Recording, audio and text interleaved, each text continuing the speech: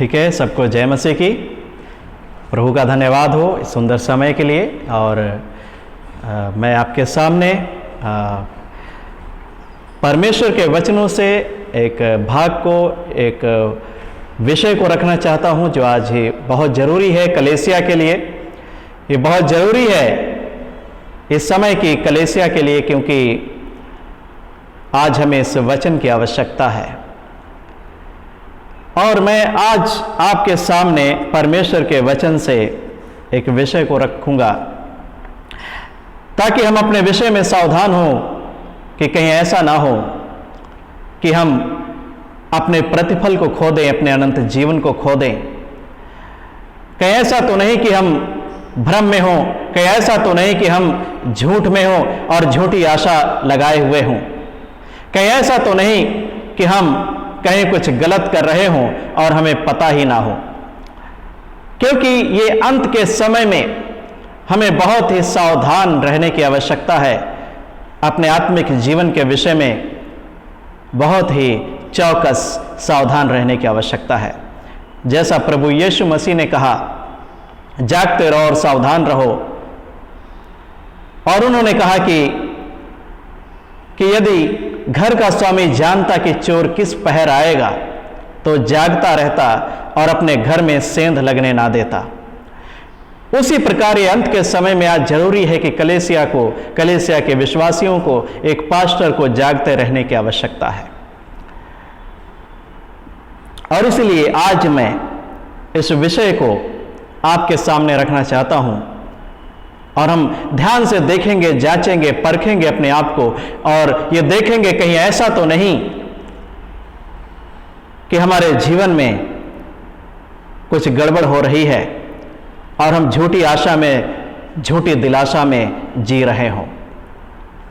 मैं आपके सामने परमेश्वर के उस वचन से रखूंगा जो जब इस्राएली लोग, जो परमेश्वर की चुनी हुई प्रजा, अब्राहम, इसहाक और याकूब के वंश के लोग, जिनके साथ परमेश्वर ने यह प्रतिज्ञा किया था कि मैं तुझे और तेरे वंश को एक कनान देश दे दूंगा। लेकिन अब्राहम को परमेश्वर ने पहले ही बता दिया था कि तेरे वंश के लोग पराये देश में परदेसी होकर रहेंगे और उस देश के लोग 400 वर्ष तक उनको दबाएंगे। और लेकिन मैं बड़ी अपनी सामर्थ प्रकट करके 400 वर्ष बीतने पर उनको निकाल लाऊंगा और 400 वर्षों के बाद इस देश को मैं तुझे और तेरे वंश को दे दूंगा। ऐसा क्यों किया परमेश्वर ने? वहां पर कारण लिखा है। उत्पत्ति की किताब में जब हम पढ़ते हैं तो लिखा है कि परमेश्वर ने कहा कि इस देश कनान में जो जातियां रहती हैं, उनके भी अधर्म पूरे नहीं हुए, अभी उनके पाप का जो घड़ा है वो भरा नहीं है। और इसीलिए परमेश्वर ने अब्राहम से कहा, तेरे वंश के लोग 400 वर्ष तक दूसरे देश में परदेसी होकर रहेंगे और तब मैं उन्हें फिर से यहां पर लौटा लाऊंगा। हालेलुया। और उसी से आज हम देखेंगे परमेश्वर के इस वचन से कि परमेश्वर हमसे आज क्या अपने वचन के द्वारा कहना चाहते हैं। जब परमेश्वर ने इस्राएलियों को मिस्र देश से मूसा को भेज करके मिस्र के फिरौन की गुलामी से निकाल लिया और जब वो एक जंगली रास्ते से चले आ रहे थे और यहां पर हम संपूर्ण इस इस्राएलियों के इतिहास को जब हम पढ़ते हैं तो हम क्या पाते हैं? जब मूसा को परमेश्वर ने दर्शन दिया, उसे मिस्र देश में भेजा, तब से लेकर कनान देश तक पहुंचने तक परमेश्वर उनके साथ साथ था। परमेश्वर की उपस्थिति उनके बीच में प्रकट रूप में थी। और हम जानते हैं कि परमेश्वर की उपस्थिति कैसे उनके बीच में रहती थी, परमेश्वर किस रीति से उनके बीच में रहता था। जब इस्राएल को परमेश्वर ने मिस्र की गुलामी से निकाला, उनको रात में प्रकाश देने के लिए, रोशनी देने के लिए रेगिस्तान में वो थे, क्योंकि रेगिस्तान का इलाका, चट्टानी इलाका दिन में गर्म हो जाता है और रात में बहुत ही ठंडा हो जाता है। इसलिए परमेश्वर उस आग के खंभे में होकर के परमेश्वर इज़राइल को अपनी चुनी हुई प्रजा को रोशनी देता था और गर्मी देता था। और रेगिस्तानी इलाके में दिन का समय जो बहुत ही गर्म हो जाता है, इसलिए परमेश्वर ने मेघ के बादल में होकर के अपनी प्रजा इस्राएल की रखवाली की, उनके बीच में उपस्थित हुआ करता था। और जब परमेश्वर ने मूसा को, अपने दास मूसा को मिलाप वाला तंबू बनाने की आज्ञा दिया, और हम देखते हैं कि परमेश्वर का जब मिलाप वाला तंबू ये बनकर तैयार हुआ, उसे खड़ा किया गया, परमेश्वर की उपस्थिति वहां पर उतर आई, परमेश्वर का बादल वहां पर उतर आया, और परमेश्वर साक्षात प्रत्यक्ष रूप में मूसा से बातचीत किया करता था। और लोग, वो इस्राएली लोग परमेश्वर की उस उपस्थिति को, उस बादल को आते हुए और जाते हुए देख सकते थे। रात में उस अग्नि के खंभे को देख सकते थे, मेघ के बादल को देख सकते थे, जो परमेश्वर की उपस्थिति थी। हालेलुया। लेकिन परमेश्वर की उपस्थिति होने के बावजूद, प्रत्यक्ष उपस्थिति होने के बाद, परमेश्वर 40 वर्ष तक उनके साथ साथ उस जंगल के रास्ते में चला, उनको लेकर आया, उनकी अगुवाई किया। परमेश्वर उनके साथ साथ था। लेकिन फिर भी उस इस्राएल की प्रजा में से, इस्राएलियों में से बहुत सारे लोग क्यों नाश हो गए? परमेश्वर उनके बीच में प्रत्यक्ष रूप में था, उनके संग संग था, लेकिन फिर भी इजरायली प्रजा में से बहुत सारे लोग क्यों नष्ट हो गए? इस बात को हमें जानना चाहिए, सोचना चाहिए, क्योंकि परमेश्वर का यह वचन जो आज हम सुनने जा रहे हैं, और जिस हम इस्राएल के इतिहास को आज हम देख रहे हैं, यह हमारे लिए एक दृष्टांत है। ये जो अंत के समय में हम रह रहे हैं, हमारे लिए एक दृष्टांत है। और जब मैं इस सोच में था कि प्रभु, मैं परमेश्वर से पूछ रहा था कि प्रभु, आप अपनी प्रजा इस्राएल के साथ साथ थे, लेकिन फिर भी क्यों इजरायली नष्ट हो गए? वो आपकी उपस्थिति को आंखों से देख रहे थे, लेकिन फिर भी क्यों वो नष्ट हो गए? वो प्रतिज्ञा देश कनान में प्रवेश नहीं कर सके, क्यों? हम सब जानते हैं, बाइबल को पढ़ा है, उनके विषय में जानते हैं।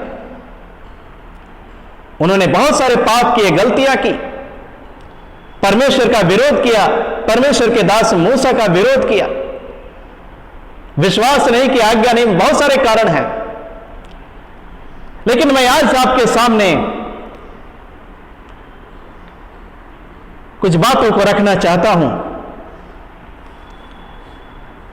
जब हम परमेश्वर के वचन से पहला कुरिन्थियों 10 अध्याय को पढ़ते हैं, तो यहां पर इस्राएल के इतिहास से चेतावनी के विषय में हमें बताया गया है। और यहां पर जब हम पढ़ते हैं तो लिखा है कि जो कुछ भी इस्राएलियों के साथ बीता, जब इसके 11 पद में पढ़ते हैं, 10 अध्याय 11 पद में लिखा है, परंतु ये सब बातें जो उन पर पड़ी दृष्टांत की रीति पर थी, वे हमारी चेतावनी के लिए जो जगत के अंतिम समय में रहते हैं लिखी गई हैं। इसलिए मैं आपके सामने कुछ एक बातों को रखना चाहूंगा, और मैं उन कारणों को भी रखूंगा जिसके कारण से बहुत सारे इस्राएली उस कनान प्रतिज्ञा देश में नहीं पहुंच सके, जिसे देने की प्रतिज्ञा परमेश्वर ने उनसे किया था।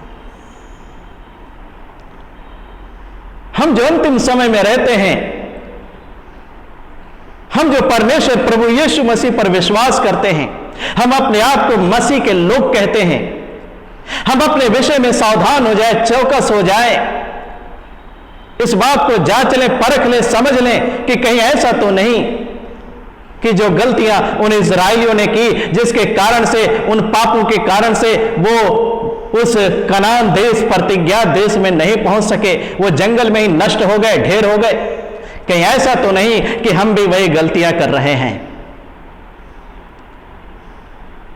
जब हम पहला कुरिन्थियों 10 अध्याय उसका 1 पद से पढ़ते हैं, यहां पर इस बात को बताया गया है, क्योंकि ये सब बातें हमारी चेतावनी के लिए हैं, हमारे लिए एक दृष्टांत हैं, ताकि हम परमेश्वर के उन लोगों के साथ जो कुछ भी घटित हुआ उसे सबक लें, उनकी गलतियों से हम सबक लें, कहीं ऐसा ना हो कि उन्हीं गलतियों को दोहराने के कारण हम भी नाश हो जाए, विनाश में पड़े।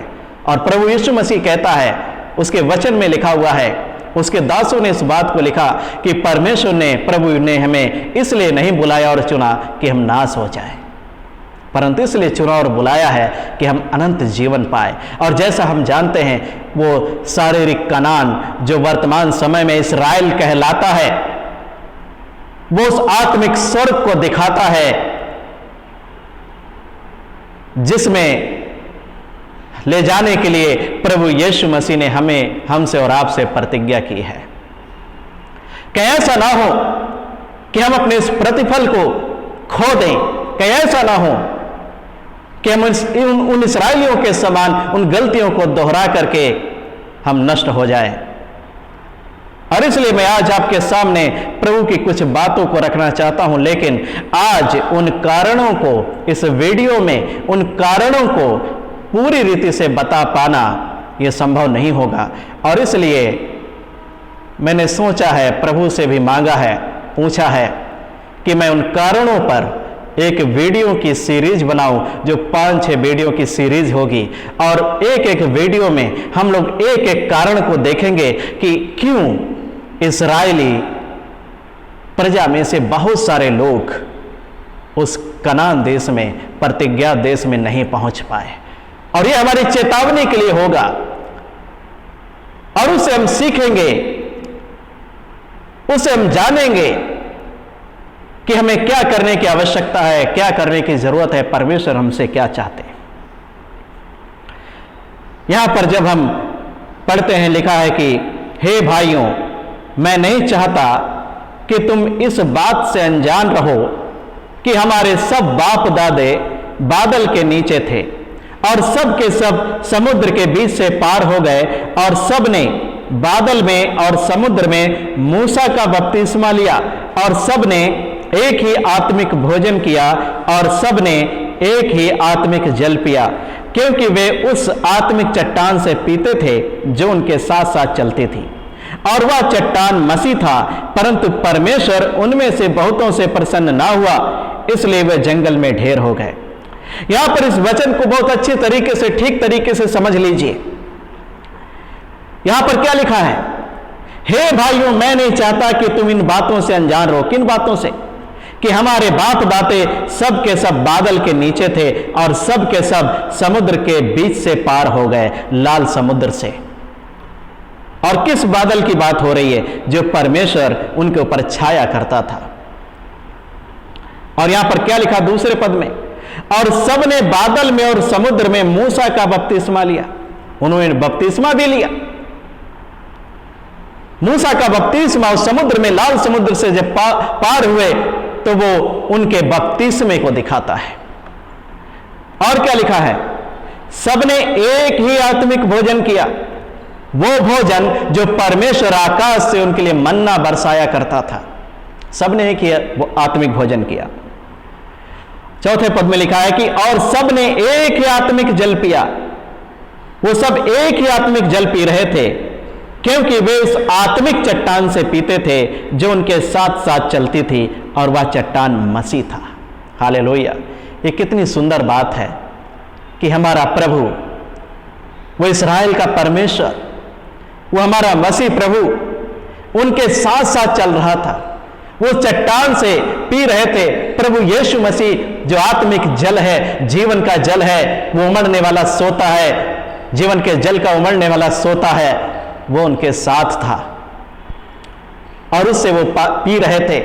लेकिन अफसोस, दुख की बात यह है कि उनमें से बहुतों से परमेश्वर प्रसन्न नहीं था, और वो सब जिनसे परमेश्वर प्रसन्न नहीं हुआ, वो सब जंगल में ढेर हो गए, नष्ट हो गए। और ये सारी बातें हमारी चेतावनी के लिए हैं। ये हमारे लिए एक दृष्टांत है कि परमेश्वर उनके साथ था, मसीह उनके साथ था। वो प्रत्यक्ष रूप में परमेश्वर की उपस्थिति उनके साथ थी, लेकिन फिर भी वो नष्ट हो गए। किन कारणों से? इसके विषय में हमें जान लेने की आवश्यकता है। क्या ऐसा तो नहीं कि हम भी उनके समान दोषी ठहरे, अपराधी ठहरे और नाश हो जाए, अपने प्रतिफल को खो दे, उस आत्मिक कनान अर्थात उस हमारे प्रभु मसीह के राज्य तक ना पहुंच पाए जो उसने हमारे लिए तैयार किया है। इसलिए चेतावनी का जो वचन है इस अंत के समय में हमारे लिए बहुत ही जरूरी है। आज हमें इस वचन की आवश्यकता है, जरूरत है, और इस विषय पर मैं 5-6 वीडियो बनाऊंगा और जिसमें हम समझने की कोशिश करेंगे जो प्रभु ने मुझे दिया, उसके ऊपर मैं आपको बताऊंगा उन वचनों के द्वारा कि किस कारण से नाश हो गए, और हम अगर उन गलतियों को दोहराएंगे तो याद रखो जो परिणाम उनका हुआ वो हमारा भी होगा, क्योंकि ये सारी बातें हमारे लिए एक दृष्टांत है, हमारी शिक्षा के लिए। और मैं थोड़ा सा आपको बताना चाहूंगा कि वो कारण क्या थे जिनके कारण वो कनान देश में, परमेश्वर की प्रतिज्ञा देश में नहीं पहुंच सके। पहला कारण जो 6 पद में बताया गया इसी 1 कुरिन्थियों 10 अध्याय में, पहला कारण जो है लालच,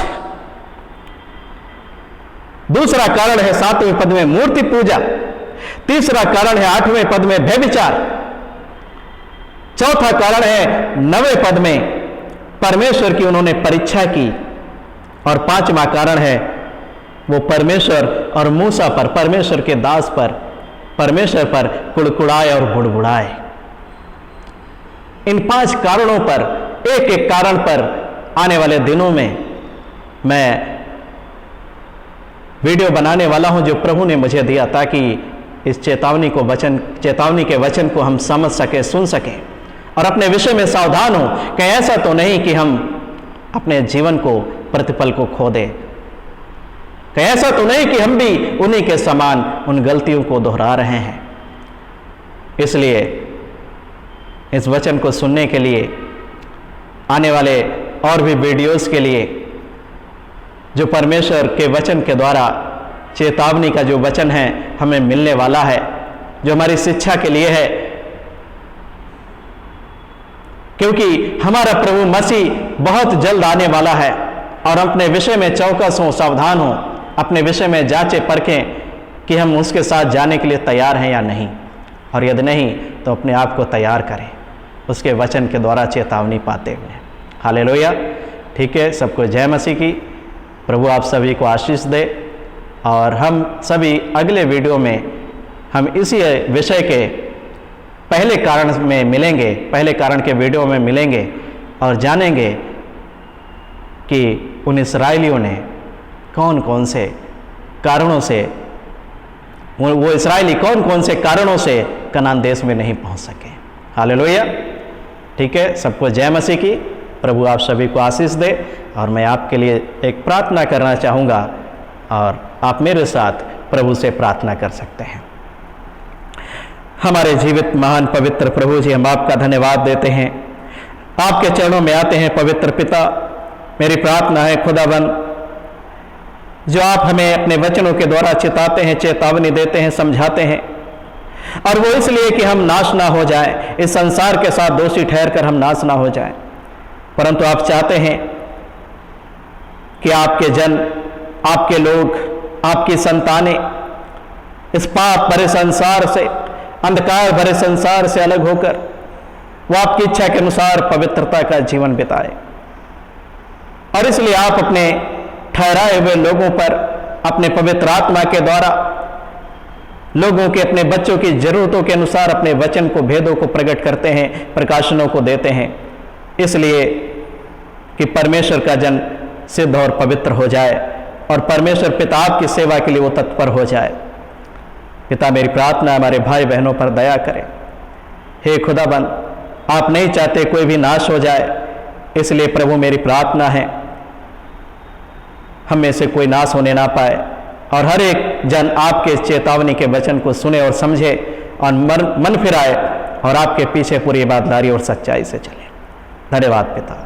सारी आदर महिमा आपके पवित्र नाम को देते हुए प्रार्थना उद्धारकर्ता मुक्तिदाता प्रभु यीशु मसीह के नाम से मांग लेते हैं, आमीन।